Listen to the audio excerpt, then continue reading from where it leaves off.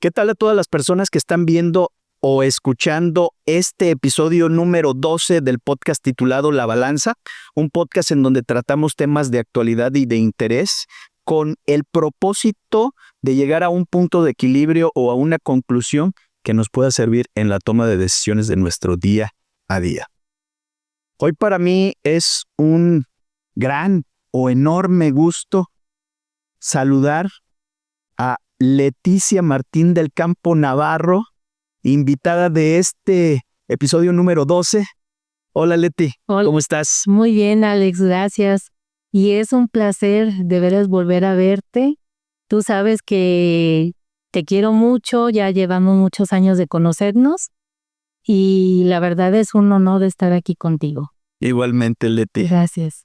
Una de las dinámicas de el podcast en cada uno de los episodios es que nuestros invitados o invitadas deben autopresentarse. Así que Leti, dinos quién es Leticia Martín del Campo Navarro. Ay, Dios, pues soy abogada, madre de 3 hijos y abuela de 2 nietos, 2 niños.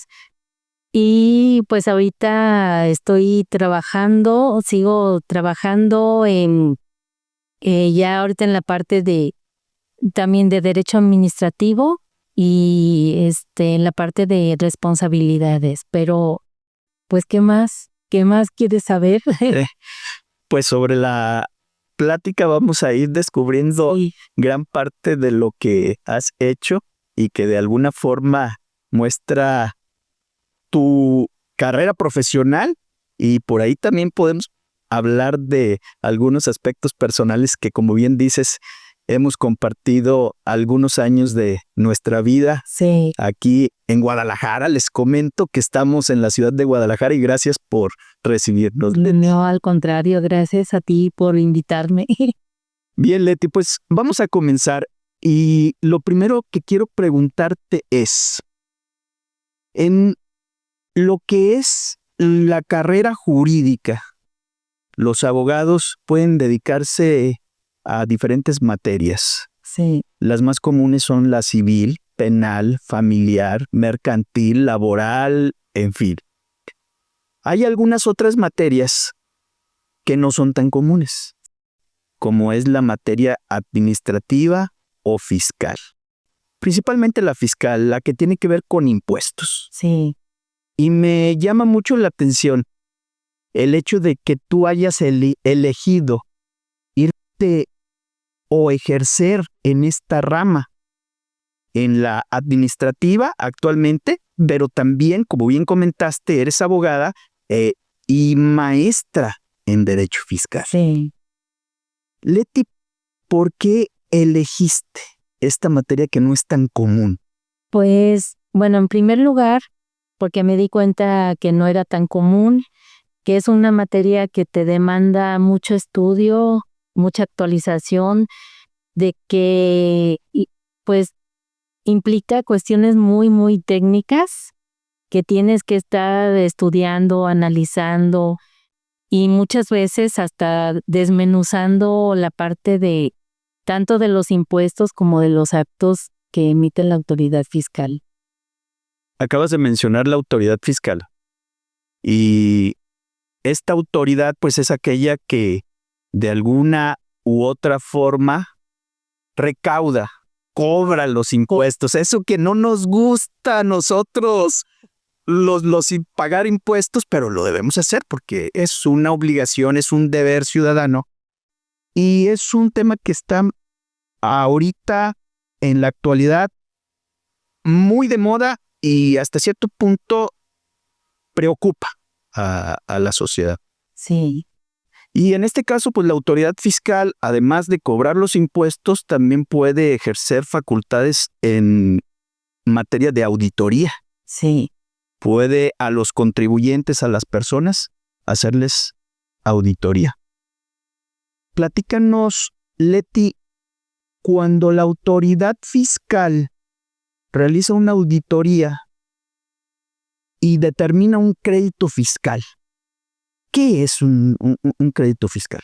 Pues un crédito fiscal es cuando la autoridad considera que un contribuyente o sea, pequeño, mediano o grande, ¿verdad?, no ha cumplido con sus obligaciones fiscales. Y es cuando ellos pues analizan qué tanto es lo que dejó de pagar y que pues ese dinero ya se considera que le pertenece al Estado. Entonces allí es cuando ya determina el crédito fiscal, cuando le dice al contribuyente, debes, incumpliste con esto y lo tienes que pagar, ¿no? Y que de alguna forma este crédito fiscal, como bien dices, es lo que no se pagó, sí, que esta persona, que es el contribuyente, debe pagar, que probablemente omitió pagar, pero no nada más es lo que omitió pagar. Están las multas, actualizaciones, recargos, etcétera, ¿sí? Y ahí es donde las cantidades, pues si esta persona dejó de pagar 100,000 pesos de, vamos a suponer, ISR, pues ya con la actualización, si pasaron 4 años con los recargos y las multas, pues se vuelven cantidades estratosféricas, ¿sí? Leti, estos créditos fiscales, normalmente, ¿cómo los notifica la autoridad fiscal? Normalmente lo hace por medio del buzón tributario. Y antes de que se constituya un crédito fiscal, empieza a mandar avisos al buzón tributario, o al contador.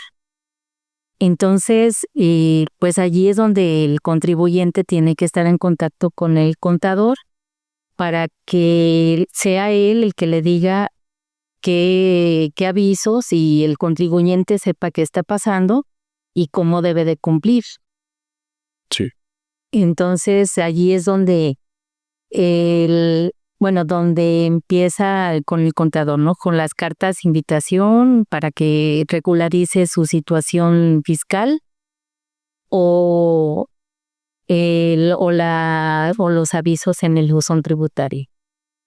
Vamos a suponer que una persona X, ya sea persona física o persona moral, porque esto no es exclusivamente de las personas morales o de las empresas. Sí. También una persona física, que esté en el régimen, en el reciclo, o que esté como actividad empresarial, arrendamiento, etcétera. Cualquier persona física que esté en alguno de estos regímenes. Prácticamente, pues ya tiene activado su buzón tributario. Sí. Y tiene su contador. Aquí, en este supuesto, como bien comentaste, comienzan a llegar comunicados o avisos al buzón tributario, pero aquí lo que se debe tener cuidado es precisamente que por lo general quien tiene el celular, el número de celular o el correo electrónico registrado en el buzón tributario de la mayoría de los contribuyentes, pues es su contador. Sí.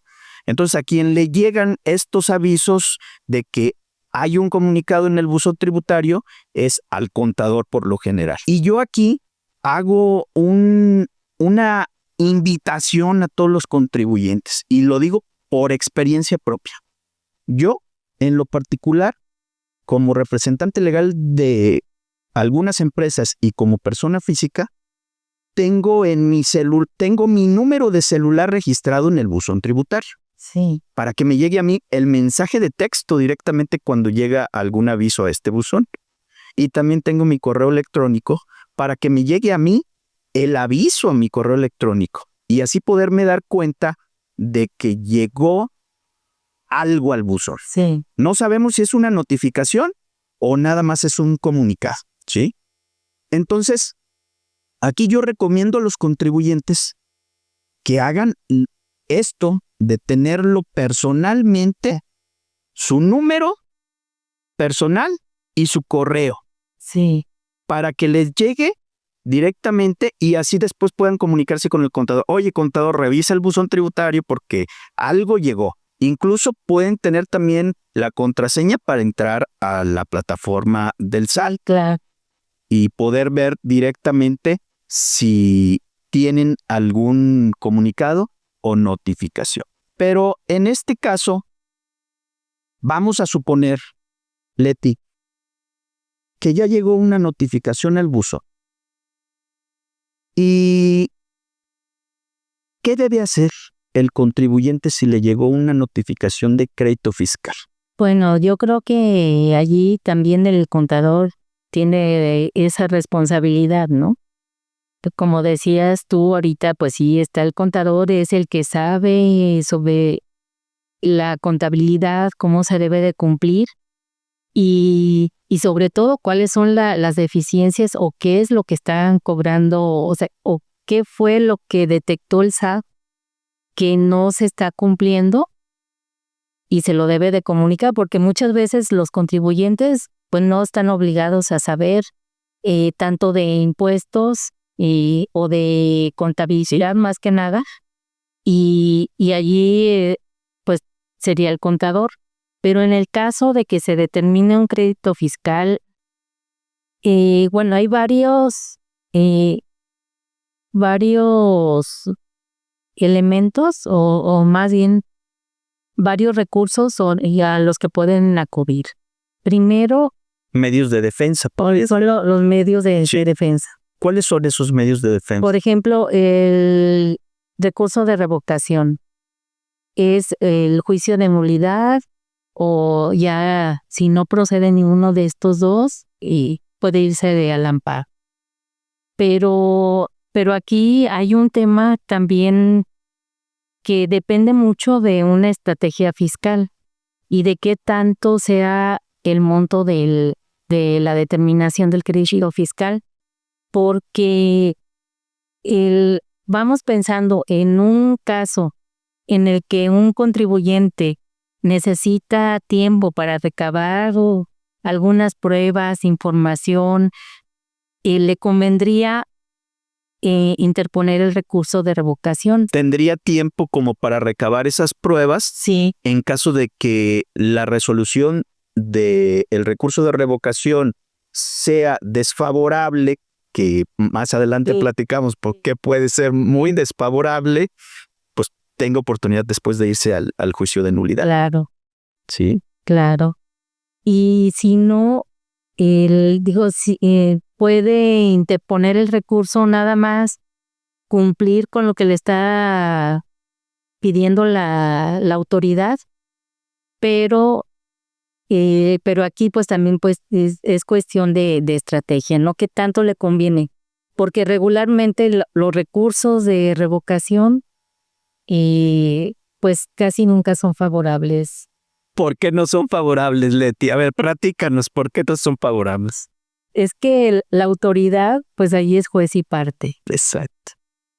Entonces ellos resuelven y lógicamente no van a querer dejar de recaudar ese dinero.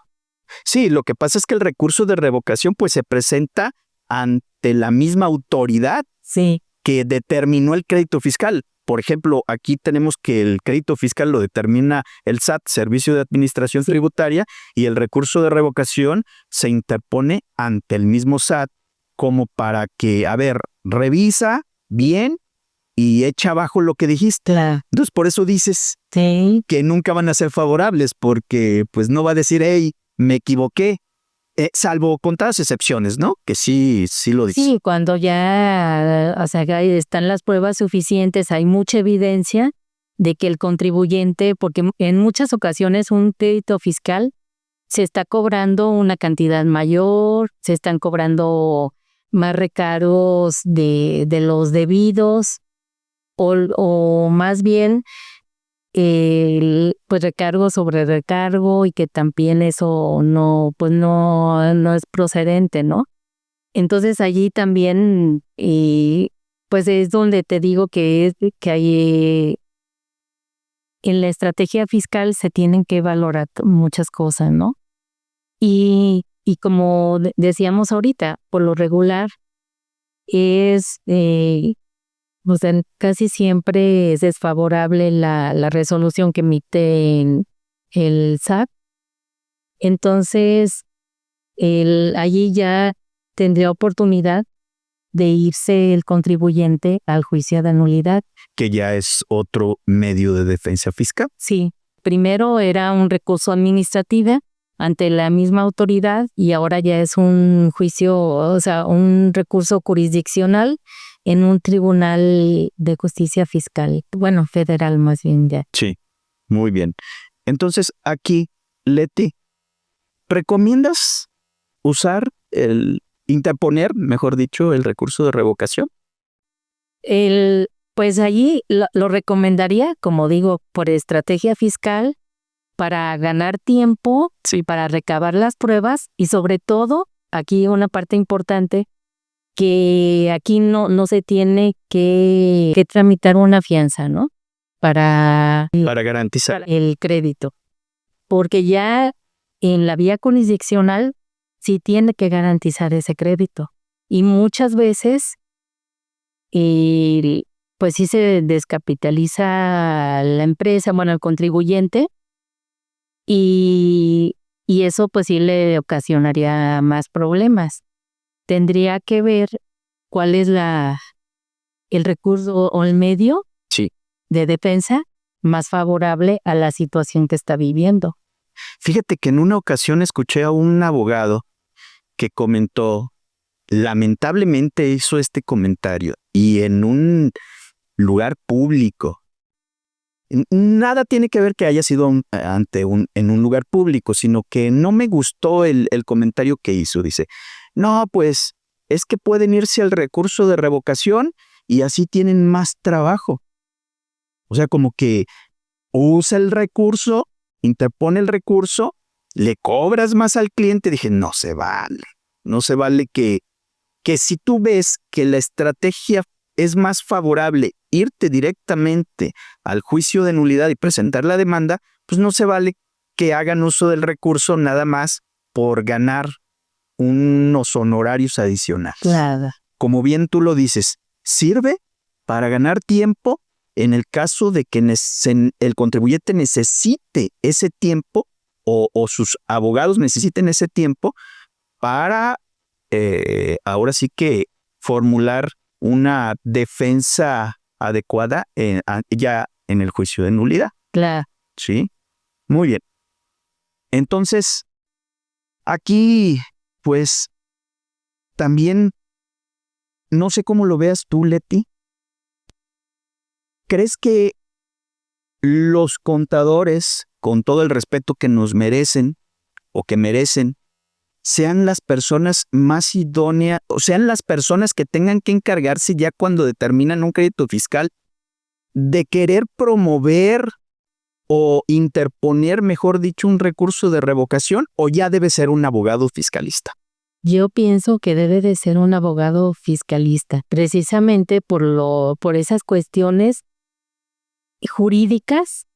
Y te lo digo porque yo he tenido oportunidad de convivir con abogados o de contadores que primero estudiaron contabilidad y después estudiaron derecho. Y allí sí se complementa esa parte y la verdad, pues han sido personas que han podido compaginar esas dos partes, o sea, tanto la parte técnica como la jurídica, para poder elaborar una mejor estrategia fiscal. Pero ya cuando ya es un problema jurídico, yo creo que mejor el crédito fiscal ya lo debe de ver un abogado fiscalista. Hacer un trabajo conjunto, pero lógicamente quien debe encargarse ya de este asunto, de Sí. ver cómo va a defender al contribuyente ante la determinación de un crédito fiscal por el SAT, pues debe ser el abogado. El abogado fiscalista, sí. Exacto. Y la verdad sí debe de ser un fiscalista por la complejidad de la materia, porque sí es muy técnica. Sí. y sí debe de tener conocimiento de eso, si no... Un muy buen abogado fiscalista. Sí. Así es. Leti, platícanos un poco más de la diferencia entre el recurso de revocación que se puede interponer ante el SAT y el juicio de nulidad que se puede presentar ante el Tribunal Federal de Justicia Fiscal y Administrativa. Ya comentaste hace un momento que uno es administrativo, el recurso, Sí. otro es jurisdiccional, uno se interpone ante la autoridad que es el SAT, el otro se presenta la demanda ante el Tribunal Federal Sí. de Justicia Fiscal. ¿Qué otras diferencias podemos identificar entre esto que le puedan servir al contribuyente como para decir, caray, pues yo creo que tengo que sentarme con mi abogado y decirle, hey, a ver, ya tengo un poco de conocimiento sobre esto, y analizarlo conjuntamente con su abogado? Sí, pues mira, volviendo a ver lo del recurso de revocación, pues es un trámite más, como que, bueno, un poco más sencillo que presentar en el tribunal, porque aquí ya más bien te enfocarías en las cuestiones más técnicas, o sea, lo que implica la contabilidad, el tratar de demostrar que pues que sí se cumplió o que es exagerado lo que la autoridad está cumpliendo.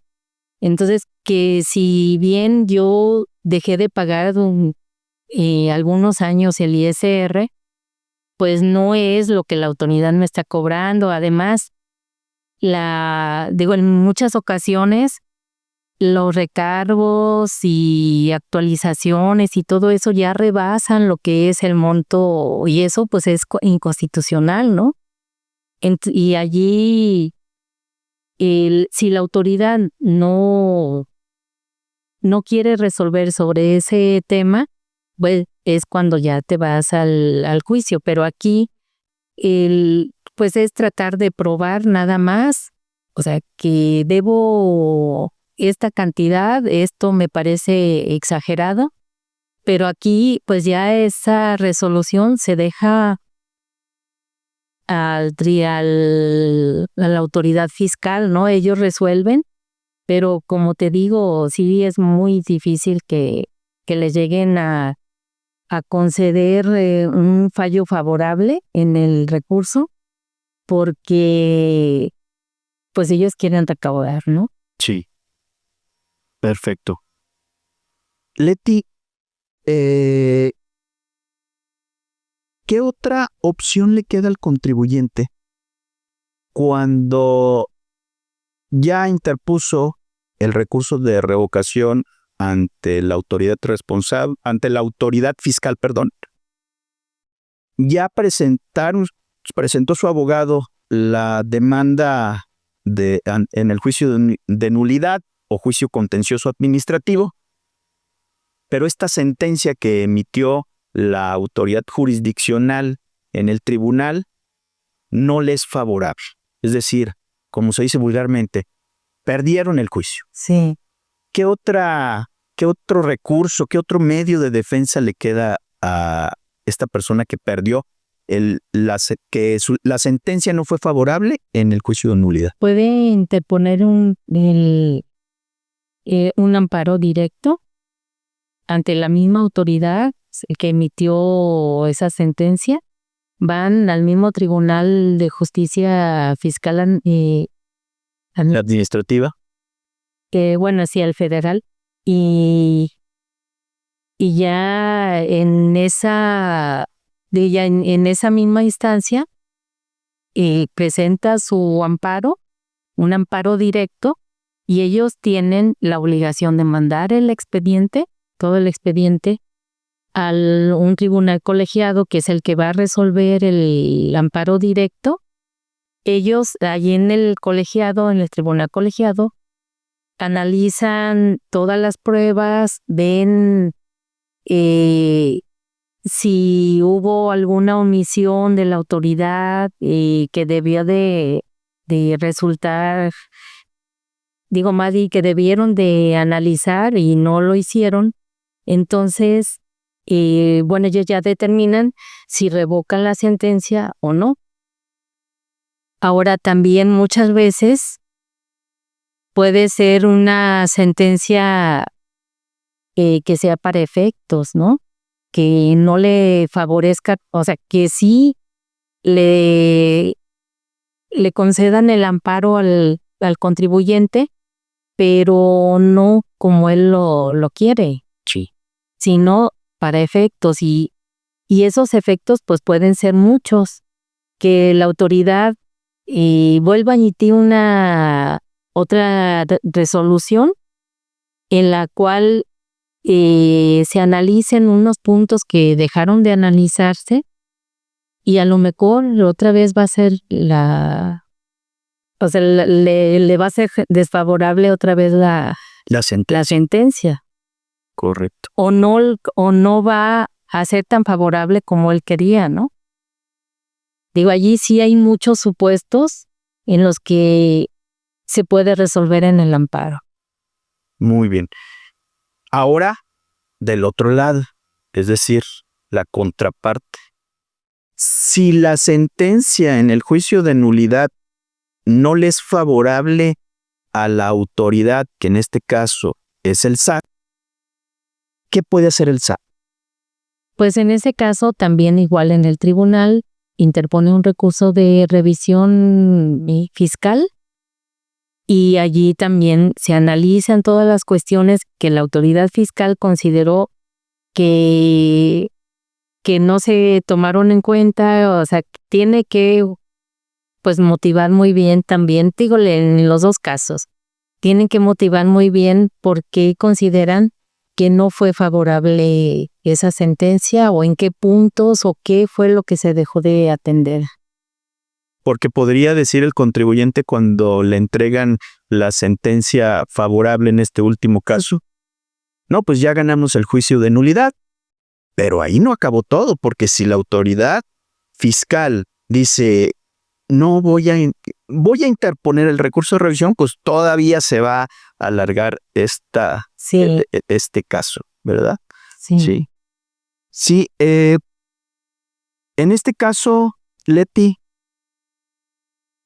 muchas personas contribuyentes piensan que si les determinan un crédito fiscal, hay que ir inmediatamente y pagarlo porque la autoridad pues también es enérgica en ese sentido. ¿Sabes qué? Me tienes que pagar. Sí. Pero pues ya vimos hace un momento que tienen varios medios de defensa ante el SAT o ante cualquier autoridad fiscal, Sí. que no es nada más que determinen un crédito y tengan que pagarla, sino que pueden hacer uso de varios medios de defensa, como es el recurso de revocación, como es el juicio de nulidad o como es también el amparo.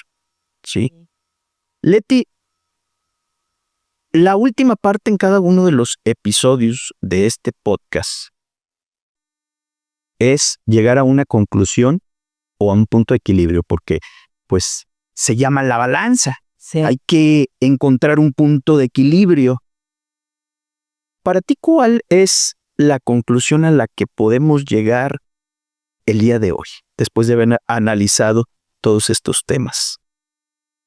Pues mira, en primer lugar, yo considero que debemos de cambiar de esa mentalidad de que no debemos de pagar impuestos.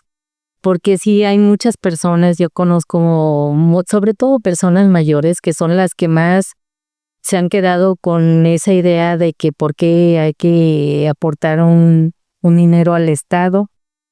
Y ahorita, bueno, ha cambiado esa mentalidad, pero no en todos, ¿no? O sea, muchas personas sí tratan o buscan la manera de, o sea, que no se quieren dar de alta en el SAT, en ninguna de las modalidades que tiene. Y otra, pues que buscan la manera de pagar lo menos que se pueda. Digo, eso, bueno, todavía me resulta válido y cada quien pues tiene su manera de pensar y tiene la idea de por qué quieren pagar lo menos posible. Pero de que el Estado para sobrevivir requiere de la recaudación de impuestos, eso, y por seguridad nacional también. Eso es un hecho de que sí debemos de contribuir, pero también el Estado debe de recompensar esa parte de que las personas estemos aportando. Tienen que proporcionar mejores servicios, tanto de salud, transporte, de servicios de agua, de que la ciudad esté bien. Y digo, porque en los diferentes niveles hay formas de recaudación. Sí. Entonces, tanto en los municipales, estatales, del federal, pero todos también, la autoridad también debe de retribuir ese esfuerzo que está haciendo el ciudadano. Ahora que comentas que hay diferentes niveles, pues a lo largo de este episodio estuvimos hablando principalmente del SAT, que es en el nivel federal. Sí. Pero tienes mucha razón, también existen las autoridades fiscales de nivel municipal, que son las tesorerías municipales, o las autoridades fiscales a nivel estatal, que son las secretarías de finanzas en cada una de las entidades federativas. Aquí es. Y hay impuestos municipales como el predial, hay impuestos estatales como el 3% sobre nómina, o no sé si todavía exista 2% sobre nómina en algunas entidades federativas, pero aquí en Jalisco y en Michoacán, pues es 3% sobre nómina. Y los federales, que son el ISR, IVA, IEPS, entonces son diferentes. Qué bueno que hiciste esa aclaración. Y justo en la conclusión. Sí.